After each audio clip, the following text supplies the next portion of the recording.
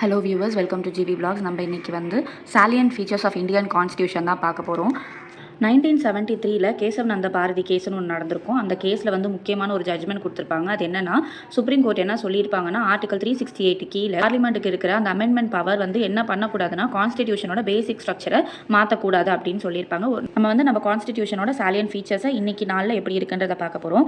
உலகத்திலேயே வந்து Indian constitution தான் lengthiest written constitution. First constitution எழுதினப்போ அதில் 395 ஆர்டிகல்ஸ், 22 பார்ட்ஸ், 8 ஷெடியூல்ஸ் இருந்துச்சு. இப்போ 25 parts, 12 schedules and more then 465 articles இருக்குது. நம்ம கான்ஸ்டியூஷனோட பேஸ் வந்து நிறைய கண்ட்ரீஸோட கான்ஸ்டியூஷன்ல இருந்து எடுத்திருப்போம். மேஜராக அந்த கான்ஸ்டியூஷனோட ஸ்ட்ரக்சர் வந்து கவர்மெண்ட் ஆஃப் இந்தியா 1935 தான் வாங்கியிருப்போம்.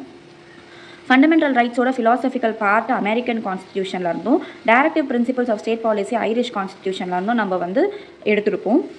கான்ஸ்டியூஷனோட பொலிட்டிக்கல் பார்ட் வந்து எங்கேருந்து எடுத்துருப்போம்னா, பிரிட்டிஷ் கான்ஸ்டியூஷன்லேருந்து எடுத்திருப்போம். Maximum influence and material source வந்து இந்த கான்ஸ்டியூஷனுக்கு எந்தலேருந்து கிடச்சிச்சுன்னா, கவர்மெண்ட் ஆஃப் இந்தியா 1935 தான் கிடச்சிச்சு. ஏன்னா அதில் நம்ம என்ன பண்ணோம், ஸ்ட்ரக்சரல் பார்ட்டே வந்து டிரைவ் பண்ணியிருக்கோம். ஸோ இதில் என்ன சொல்ல வராங்கன்னா, கான்ஸ்டியூஷன் வந்து அமெண்ட் பண்ணும்போது அந்த ப்ரொசீஜர் வந்து பார்ட்லி ஃப்ளெக்சிபிள், பார்ட்லி ரிஜிட். ஒரு சில ப்ரொவிஷன்ஸ்லாம் வந்து ஈஸியாக நம்ம வந்து மாற்றணும்னா மாற்றிடலாம். ஆனால் ஒரு சில ப்ரொவிஷன்ஸ்க்கு நம்ம என்ன பண்ணணும், அந்த பில் கிரியேட் பண்ணி அந்த பில் வந்து யூனியன் பார்லிமெண்ட்டும் ஒத்துக்கணும், ஸ்டேட் பார்லிமெண்ட்டில் half ஆஃப் த மெம்பர்ஸும் ஒத்துக்கணும். அந்த மாதிரி இருந்தால் தான் நம்ம என்ன பண்ண முடியும், அமெண்ட்மெண்ட்டை ப்ரொசீட் பண்ண முடியும். பார்லிமெண்ட்ரி கவர்மெண்ட் நம்ம இந்தியாவில் வந்து பார்லிமெண்ட்ரி சிஸ்டம் தான் அடாப்ட் பண்ணியிருக்கோம். சென்டர் வைஸும் சரி, ஸ்டேட் வைஸும் சரி. நம்மளோட இந்தியாவோட ஹெட் யாருன்னு கேட்டிங்கன்னா பிரசிடென்ட், ஸ்டேட்ஸோட ஹெட் யாருன்னா கவர்னர். ஆனால் பிரசிடென்ட்டும் கவர்னரும் வந்து கவுன்சில் ஆஃப் மினிஸ்டர்ஸோட அட்வைஸில் தான் வந்து நடப்பாங்க. நம்ம வந்து கான்ஸ்டியூஷன் அடாப்ட் பண்ணும்போது நம்ம வந்து பிரிட்டிஷ் பார்லிமெண்ட்ரி சிஸ்டம் தான் வந்து அடாப்ட் பண்ணிட்டோம், rather than American presidential system. இந்த நம்ம பார்லிமெண்ட்ரி சிஸ்டம் என்னென்னு சொல்லலாம், வெஸ்ட் மினிஸ்டர் மாடல் ஆஃப் கவர்மெண்ட்னு சொல்லலாம். நம்ம பார்லிமெண்ட்ரி கவர்மெண்ட்டில் ஒரு சில ஃபீச்சர்ஸ் இருக்குது. அது என்னென்ன, presence of nominal and real executives, majority party rule, collective responsibility of the executive to the legislature, membership of the ministers in the legislature, leadership of the prime minister or the chief minister, dissolution of the Lok Sabha. So நம்ம இந்தியாவில் சிங்கிளாக இன்டகிரேட்டடாக unified judiciary system இருக்குது. இது வந்து independent judiciary. நம்ம லேண்ட்லேயே வந்து highest court எதுனா supreme court தான். சுப்ரீம் கோர்ட்டுக்கும் ஹை கோர்ட்டுக்கும் வந்து கான்ஸ்டியூஷனில் இருக்கிற லாஸில் இன்டர்பிரேட் பண்ணுறதுக்கும் அது சம்மந்தமான கேள்விகள் கேட்கறதுக்கும் வந்து நிறைய ப்ரொவிஷன்ஸ் கொடுத்துருக்காங்க. Federal system with unitary features. நம்ம இந்தியாவை வந்து குவாசி ஃபெட்ரல்னு சொல்லுவாங்க. நம்மளோட கான்ஸ்டியூஷன் எடுத்து பார்த்தீங்கன்னா ஃபெட்ரல் ஃபீச்சர்ஸ் இருக்கும். என்னென்ன, பவர்ஸை டிவைட் பண்ணி கொடுத்துருப்பாங்க, ரிட்டர்ன் கான்ஸ்டியூஷன் இருக்குது, இண்டிபெண்டன்ட் ஜுடிஷியரி இருக்குது, பைகேமரலிசம் இருக்குது. மாதிரி ஃபெட்ரல் ஃபீச்சர்ஸ் இல்லாமல் நம்மக்கிட்ட நிறைய யூனிட்டரி ஃபீச்சர்ஸும் இருக்குது. என்னென்னது, ஸ்ட்ராங் சென்டர், சிங்கிள் சிட்டிசன்ஷிப், கான்ஸ்டியூஷனோட ஃப்ளெக்சிபிலிட்டி, இன்டகிரேட்டட் ஜுடிஷியரி. நம்மக்கிட்ட இருக்க எமர்ஜென்சி ப்ரொவிஷன்ஸ் எல்லாமே வந்து யூனிட்டரியோட நேச்சர்.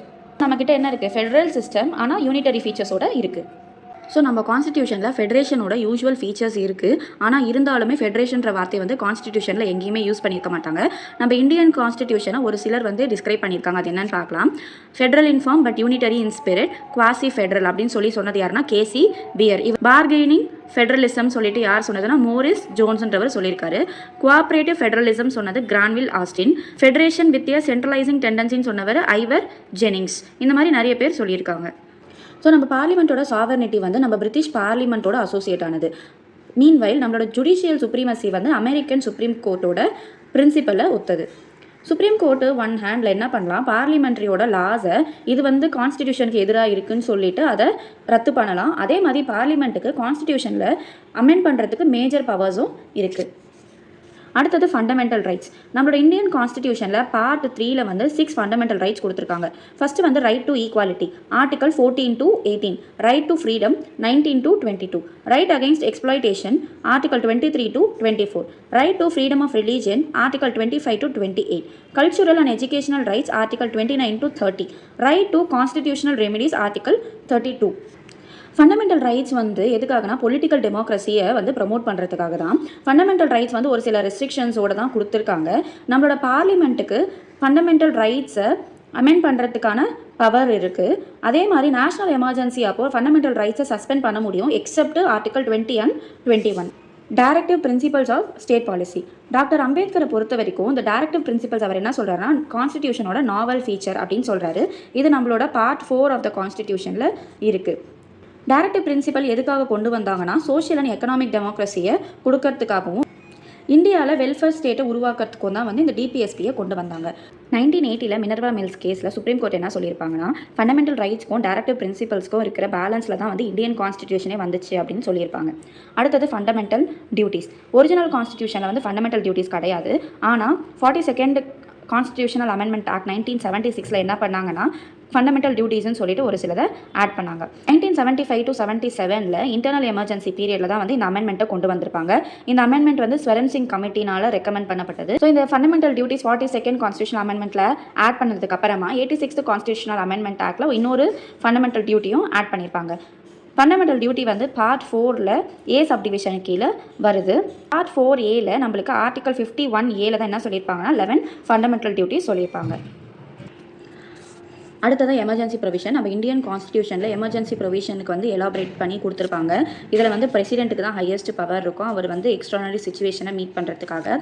நம்ம கான்ஸ்டியூஷனில் ஆர்டிகல் 352 பார்த்தீங்கன்னா நேஷனல் எமர்ஜென்சி பற்றி சொல்லியிருப்பாங்க. ஒரு இடத்துல வாரோ இல்லை எக்ஸ்டர்னல் அக்ரெஷனோ இல்லைனா ஆர்ம்டு ரெபலியன் நடக்கும்போது என்ன பண்ணலாம், நேஷனல் எமர்ஜென்சி டிக்ளேர் பண்ணலாம். அடுத்தது ஆர்டிகல் 365 ஸ்டேட் எமர்ஜென்சியில் பிரசிடென்ட்ஸ் ரூல் கொண்டு வரதுக்கான ப்ரொவிஷன் இருக்குது. இந்த இடத்துல வந்து கான்ஸ்டிடியூஷன் கூட கம்ப்ளை ஆக முடியலனாலும் இல்லைனா சென்டரோட கைடன்ஸை நம்ம ஃபாலோ பண்ணலனாலும் என்ன பண்ணலாம்னா ஸ்டேட் எமர்ஜென்சி நம்ம அறிவிக்கிறதுக்கு வாய்ப்புகள் இருக்குது. அடுத்தது ஆர்டிகல் 360 ஃபினான்ஷியல் எமர்ஜென்சி சொல்லியிருப்பாங்க. ஃபினான்ஷியல் எமர்ஜென்சியில் நம்மளோட நாட்டோட ஃபினான்ஷியல் ஸ்டெபிலிட்டிக்கோ இல்லை கிரெடிட்டுக்கோ வந்து எதனா பாதிப்பு ஏற்பட்டுச்சுன்னா அப்போ ஃபினான்ஷியல் எமர்ஜென்சி அறிவிப்பாங்க. Secular state. நம்ம இந்தியா வந்து ஒரு செக்யூலர் ஸ்டேட். நம்மளோட இந்தியாவில் எல்லா ரிலீஜனுக்குமே வந்து ஈக்குவல் ரைட்ஸ் அண்ட் சப்போர்ட் இருக்குது. நம்ம இந்தியாவில் வந்து இதுதான் அஃபிஷியல் ரிலீஜன் சொல்லிட்டு எந்த ரிலீஜனுமே கிடையாது. அடுத்தது யூனிவர்சல் அடல்ட் ஃப்ரான்ச்சைஸ். இதில் வந்து இந்தியன் சிட்டிசனில் அபவ் 18 இயர்ஸ் இருக்கவங்களுக்கு வந்து ஓட்டிங் ரைட்ஸ் இருக்குது. அவங்க எந்த ரிலீஜனாக இருக்கலாம், கேஸ்ட்டாக இருக்கலாம், செக்ஸாக இருக்கலாம், இருந்தாலுமே அபவ் 18 இயர்ஸ் இருக்கிறவங்களுக்கு ஓட்டிங் ரைட்ஸ் இருக்குது. Single citizenship. நம்ம இந்தியாவில் பொறுத்த வரைக்கும் நீங்கள் எந்த ஸ்டேட்டில் பிறந்தாலுமே உங்களுக்கு வந்து சிங்கிள் சிட்டிசன்ஷிப் தான். நீங்கள் வந்து சிட்டிசன் ஆஃப் இந்தியா. இந்த இந்தியாவில் இருக்கிற எந்த பார்ட்டில் இருக்கிற சிட்டிசன் மாதிரியும் நம்மளும் என்ன பண்ணலாம்னா எங்கே இருந்தாலுமே அந்த ரைட்ஸை என்ஜாய் பண்ணலாம். யூஎஸ்ஏல வந்து அப்படி கிடையாது. யூஎஸ்ஏல வந்து நேஷனல் சிட்டிசன்ஷிப் ஒன்று இருக்குது, ஸ்டேட் சிட்டிசன்ஷிப் ஒன்று இருக்குது.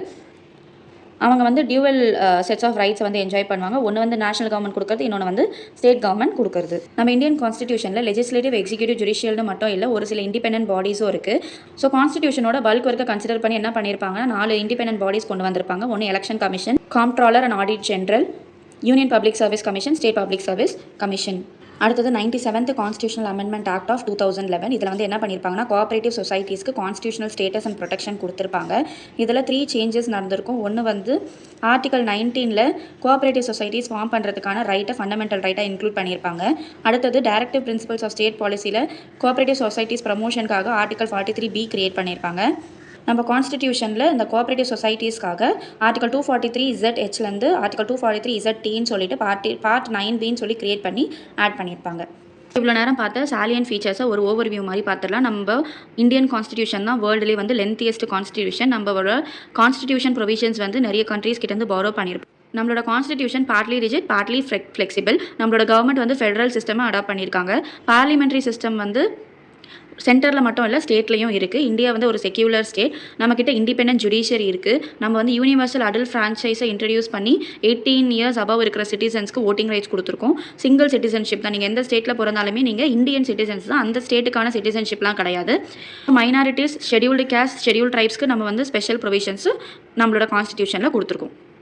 ஸோ இந்த வீடியோ உங்களுக்கு யூஸ்ஃபுல்லாக இருக்கும் நம்புறேன். அடுத்த வீடியோவில் நம்ம சோர்சஸ் ஆஃப் கான்ஸ்டிடியூஷன் பார்க்கலாம். Thank you so much viewers. பிடிச்சிருந்தா லைக் பண்ணுங்கள், கமெண்ட் பண்ணுங்கள், ஷேர் பண்ணுங்கள், முக்கியமாக சப்ஸ்கிரைப் பண்ணுங்கள்.